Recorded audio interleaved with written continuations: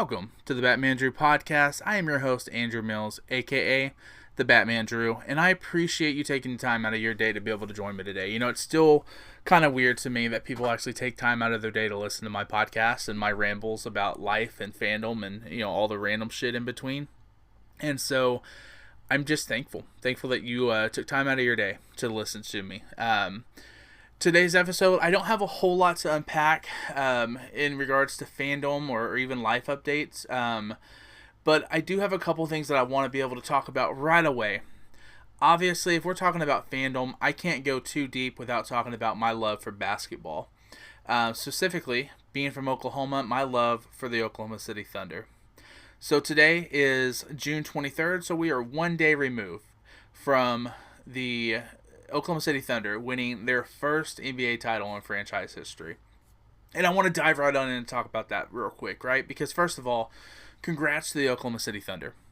Did it suck to see Halliburton get injured? It sucks to see anybody get injured. But that is part of the game, right? If you think a few years back when Russ was in his prime for Oklahoma City, no Thunder fan made excuses about their playoff run being cut short because of his injury in that playoff series. And I think that, you know, right now, what I'm seeing online is a couple of different things, and even from like sports commentators, I'm seeing that the Thunder win should deserve an asterisk next to it. I'm hearing that it's a forgettable NBA Finals and forgettable NBA champion. By the way, only 3 teams in the NBA history has won 84 games in the season. It was a Thunder, and then 2 of the 6 Chicago Bulls teams led by Michael Jordan. So I'm pretty sure that that's pretty good company to be singled out in. But so with the Thunder winning the championship last night, the talk of this being a Mickey Mouse win, this being a soft win for the NBA Finals, and it not being deserving because of injuries or the road to the finals or shit like that, I think is honestly pathetic.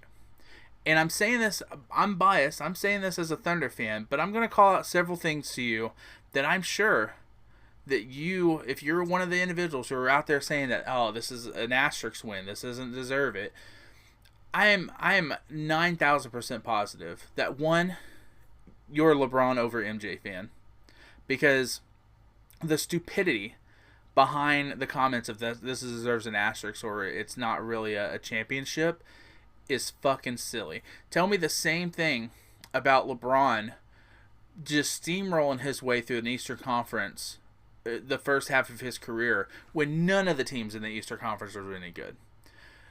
Did that deserve an asterisk whenever he made it there with Miami and put together a fucking super team?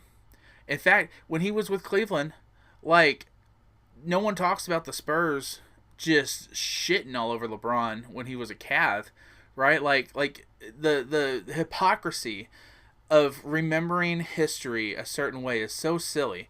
And when we look back at the history of this Oklahoma City Thunder win, it is not only super deserving to a team that worked their ass off, that's super young, that's going to have loads of talent, but for what the city has been through, right? Forget like the Oklahoma City bombing, forget any of the historical, you know, like moments in our state's history. Let's just talk about fandom for a second, right? I'm an OU hater. I hate OU. I'm unapologetic about that. But this state hasn't seen a championship of this magnitude in 25 years, since OU won a national championship in 2000.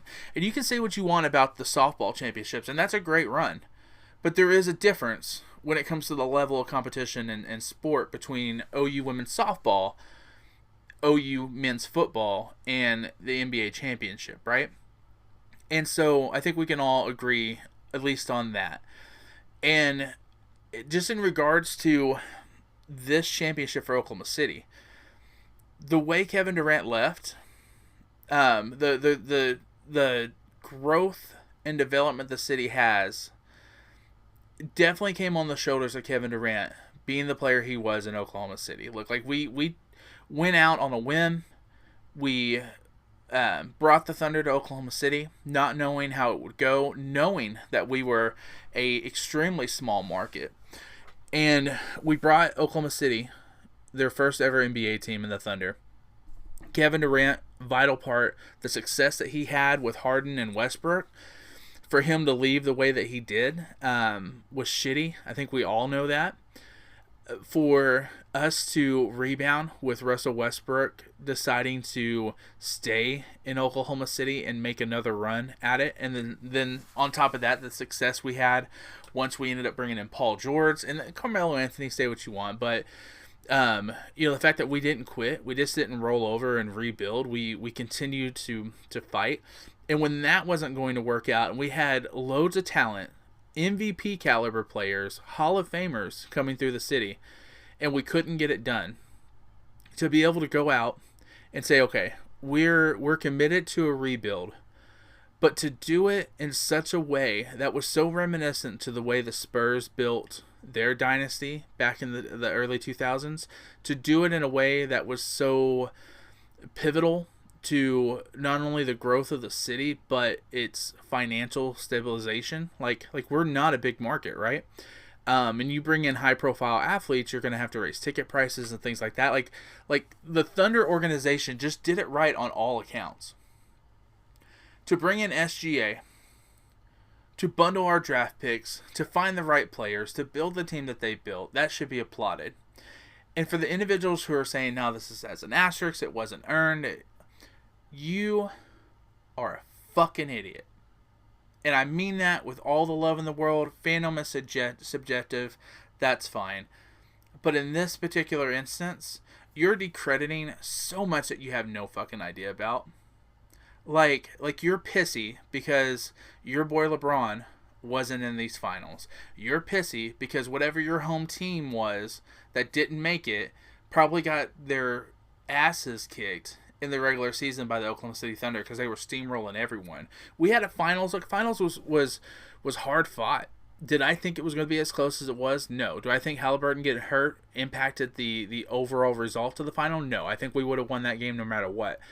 Would I love to see us win with him at full strength playing? 100%. Like, you want to be able to have a good competitive game. You want to be able to see that. But the Thunder earned their championship. They deserve their championship. And to say otherwise is moronic. It just is. Like, you're a fucking idiot. I wish you all the best of luck as you try to figure out what the real game of basketball is all about. But in this instance, you have no idea what you're talking about. And I just got to say, congratulations, Thunder. Like, this was a great win. It was great for the city. It was great for the fan base. If you haven't been to an Oklahoma City Thunder game, they talk about it a lot on nationally televised games. It's the atmosphere that's in the arena, but you have no idea.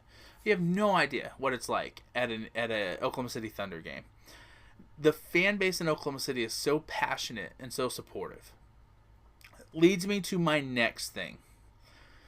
I just ranted about how stupid you were if you thought this was a fucking asterisk. Let me talk to the Oklahoma City Thunder fan base. The fan base. 3 people might listen to this, 300, 3,000. I don't know how many people are going to hear this, but let me tell you this. After the finals win, and everyone was downtown celebrating and cheering and just being excited about what they just witnessed and saw, for the fucking idiot who shot a gun and hit someone last night, you are the scum of the fucking earth. I don't care what the situation was. Unless if we find out that you had your kid down there. Because, look, Oklahoma is an open carry state, right? There's guns everywhere. Unless if we find out that you had your kid down there and someone was threatening the livelihood of you and your family. Unless if we find out that you did it in an act of self-defense because of some horrendous act that was about to take place. My instincts tell me you did it because you're a fucking just miserable idiot. A fucking miserable human being who has no regard for anyone else but yourself. Whoever this person was, you're not cool. It didn't help you. Didn't raise your cred. didn't do anything for you, but endanger the lives of people who were down there just celebrating the game.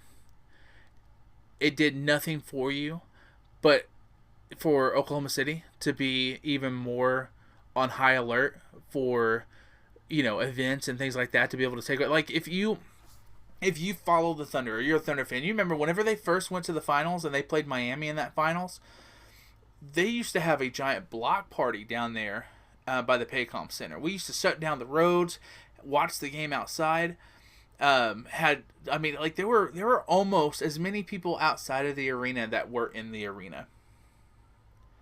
And then someone thought it'd be a great idea to fire a gun. And it completely took away everything that the fan base had built. You're an idiot. And I don't know what your reasoning was for it. I don't know why you decided it needed to happen. You're a fucking idiot. I don't know what else to say. Just because of your actions, and because people can't be trusted just to do the right thing. Tomorrow they're going to have a parade in downtown Oklahoma City that I would love to take my little boy to, because he was right there cheering on the Thunder last night, celebrating, super excited. I can't risk it. I'm not going to take my kid down to an open area where there's going to be fucking morons who think it's great and cool to be able to shoot guns and cause a disturbance. For what? You ruin it for everyone. Fuck off. Just fuck off. Alright, rant's over about that. Back to the real topic. Congrats to the Oklahoma City Thunder. Congrats to Shea. Congrats to J-Dub. Congrats to all the coaching staff and the rest of the players. Chet. Congrats to just everyone who played a part in a championship season. I'm super excited. So I went online last night and I bought my finals championship hat. And I ended up buying it from Fanatics. Now, if you know me, or if you watch any of my videos, I was a district manager for Rally House. Not only was I a district manager for a company called Rally House, which was a sports retailer, I quite literally built all the fucking stores here in Oklahoma. Started with one with the company, ended up opening the 11th and 12th one before I left. All on the back of what I built. Don't get me wrong, I was very lucky to be able to put a team together to help with that. But the growth that Rally House experienced while I was there was tremendous. And I'm not gonna shy away from being proud of that accomplishment. But with that being said, when the Thunder won the Western Conference and they were going to the finals, I wanted to get myself a NBA Finals hat. So I went to rallyhouse.com naturally, and about an hour after the game, and I saw this. Pulling it up on the screen here for you. I saw Lids and Fanatics, both with Thunder Finals gear, shouting from the rooftops on their homepage. And then here on the far right, it's Rally House's homepage, still saying Happy Father's Day. So I said, okay, you know what? Father's Day is a huge holiday for Rally House. It really is. So I said, okay, well, why don't I go ahead and just take a look? Let me go to the Thunder homepage on it. And when I got there was nothing on the homepage about being a Western Conference Finals champion, about going to the NBA Finals. In fact, I had to go to the hat section, and it was like 10th or 11th hat down was the NBA participation hats, the Finals participation hats. It was buried on their website. And sometimes that happens, like it does. But through the course of my experience working at Rally House, we had to fight for every single item of Oklahoma City Thunder product we got. It just wasn't a market that they paid much attention to. So when I saw this, it just naturally felt a little bit disrespectful. So for the finals win, I didn't even go to rallyhouse.com. I went straight to Fanatics. Ordered it right away. Literally, like, clock hit 0. Got on Fanatics, found the hat, ordered it. Within minutes of the game being over. then I screenshotted the hat, and just put it online because I was excited. Best online purchase I've ever made. So happy to be able to get my championship hat. Posted on my social media, posted on LinkedIn. And the shit I got from people who worked for Rally House about me buying the hat from Fanatics. Like, I don't owe you nothing. I don't owe you a damn thing. You don't owe me nothing. I don't owe you nothing. We had a great relationship while it lasted, but that's the kind of shit why I left. And honestly, that really irritated me to have people reach out to me wondering why I didn't buy it from Rally House. First of all, you didn't want me to buy a finals hat, participation hat from Rally House. I tried. Secondly, like, I went to a website that I knew I was going to be able to get what I wanted and get it easily. Am I a fan of Fanatics? No. I think they have a monopoly on the system, if you know anything about sports retail. But I knew that I could go to their website and get what I needed. So, but I am excited about the Thunder hat. This is the one I got. One showing on the screen right now. I'm excited about the Thunder hat. I'm excited about the parade, even though I'm not going to be able to go down there and see it. I just can't risk it. I am excited for the fan base. I'm excited for the championship. I'm excited to see what next season holds. Like, I'm not going to keep my fingers crossed for any kind of dynasty, but I do think that we are going to be in contention for a long time. So congrats again to the Oklahoma City Thunder.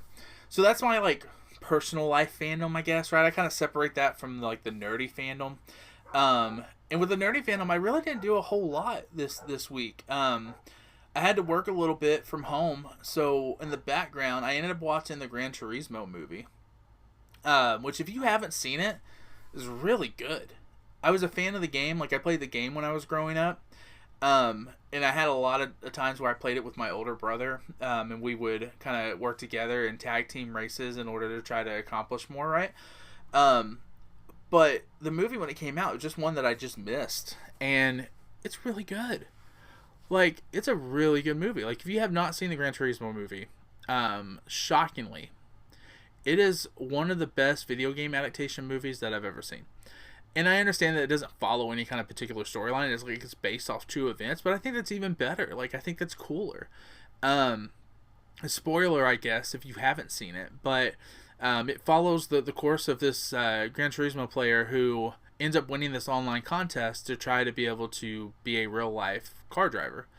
And through the course of it, it talks about his battle trying to conform to a world that wasn't accepting him, while also the real life dangers of being a actual race car driver, the crashes, the life or death situations. It was a really good movie. But that got me jumping into the game again. So I've been committed to 1 hour of gameplay every day. I also have a series on my YouTube page that kind of walks through my daily game journal. But I've been playing Ghost of Tsushima, so I took a little bit of a break from that. Ended up playing an hour or two of Gran Turismo 7. And yeah, it's a really great game. It really is. I played it when it first came out, played it a lot, walked away from it, went back to it, kind of had some difficulty starting back up just because of the mechanics of the game and how detail driven it is. And I realized that was one of the reasons why I stopped playing it originally, was just because it was so much. Like, it is a lot of a game. But I definitely think I'm going to get back into playing it a little bit more. I enjoyed it. I thought it was pretty good. So definitely the not only the artwork of the game, or the visuals of the game, but just the driving simulation of the game. It's obviously, like, that's its niche. It's a real life driving simulator, and I thought that it was really, it's a really good game, and it holds up. It's not too particularly old, but it is an older game, and it definitely does hold up for sure. So but that was really all I did in the world of fandom this week.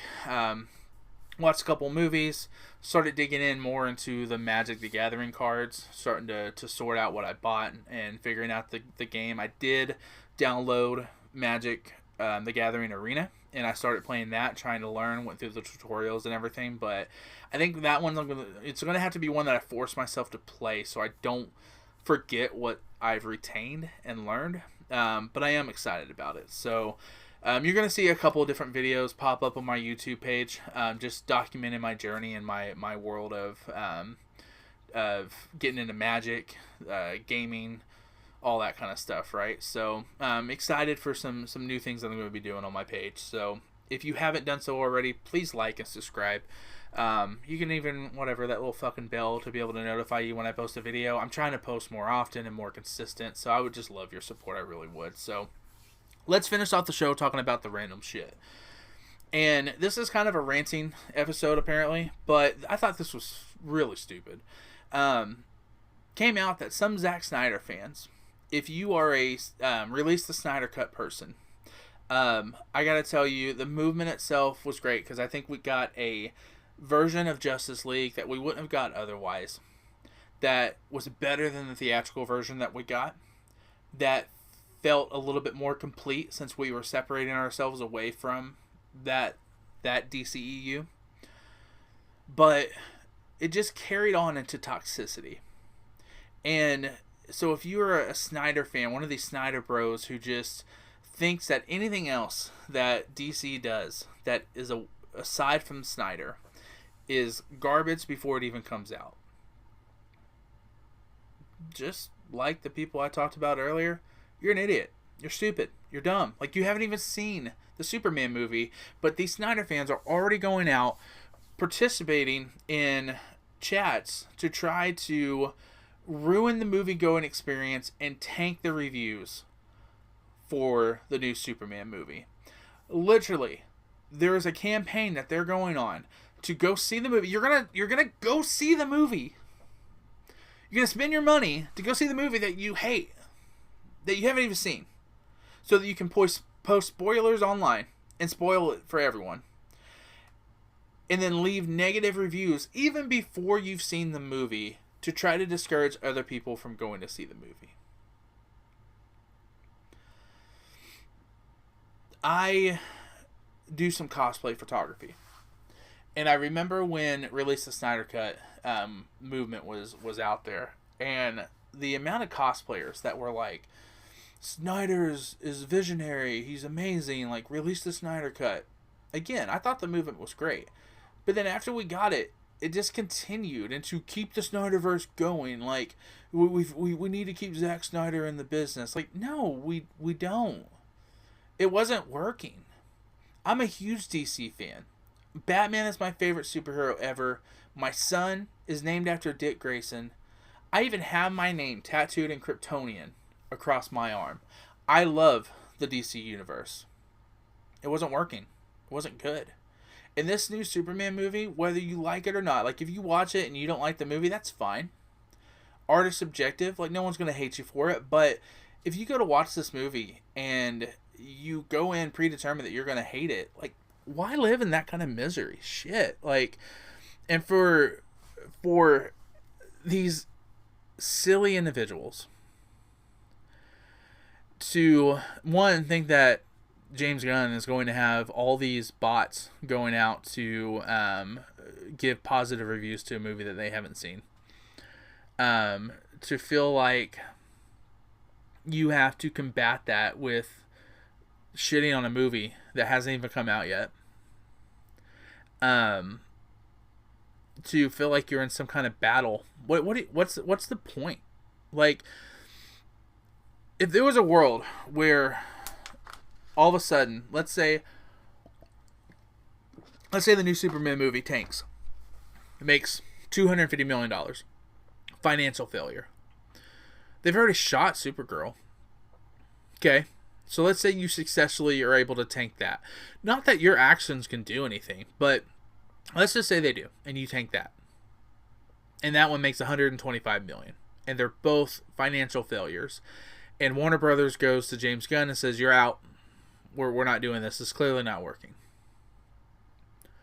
They're not going to bring Zack Snyder back in. They're not. They're not going to bring him in to bring back a failing universe after just failing again to reboot it. If this happens, and this James Gunn era of the DCU is in the tank, and it doesn't work, I'm telling you right now, I can see a world where Warner Brothers either sits on the property for a while to let the bad taste wash out of our mouths, or sells the property. Which again, Zack Snyder isn't coming. He's not going to follow where the DCU goes and try to be there to bring back, again, a failing universe. I just don't understand what the point is. I don't understand what the end game is for this. Like, we live in a world just full of dumb people. And I don't get it. Like, and we're only talking about, like, the fandom shit. We're talking about the stuff that really doesn't matter in the grand scheme of things. But what about, like, the real life situations? Someone shooting up downtown Oklahoma City after a thunder win. That kind of shit. What is wrong with people? Like, the hatred has got to stop. Like, and me ranting about this on this podcast isn't me hating on people. This is me telling you, like, realize how stupid this is. Like, it's got to stop. If you don't like the movie, that's fine. Don't like the movie. If you love the movie, that's fine too. Maybe you thought Justice League or Batman vs. Superman were phenomenal movies. I personally think Man of Steel is a really, really good Superman movie. But this whole toxic fandom, man, it makes me not want to be a part of it anymore. And, like, as I get into new things like Magic the Gathering, for example, I saw a lot of videos talking about, like, you know, the good side of fandom, but I also saw a lot of videos and a lot of comments on my videos that talked about, like, stay away from the toxic individuals. And I know they're going to be out there, but why? Why do we got to be that way? I don't know what the best case scenario is. I don't know what could possibly better the world at this point. I know one thing though, that life is too short to let people hate on the things you love, and we honestly, like, we've got to do better. It's just my hope for you guys. So here we are, guys. We're at the end of the episode. There wasn't a whole lot today, but I hope something in your world this last week brought you joy. I hope there was some kind of fandom, some kind of life event, or any of that random shit in between. Just remember to always love those awkward moments in between life and death for me, guys. Thank you for being here again. Go like, subscribe, all that other kind of fun stuff. And I'll see you guys next time at the same Batman Drew time on the same Batman Drew channel. Thanks, guys.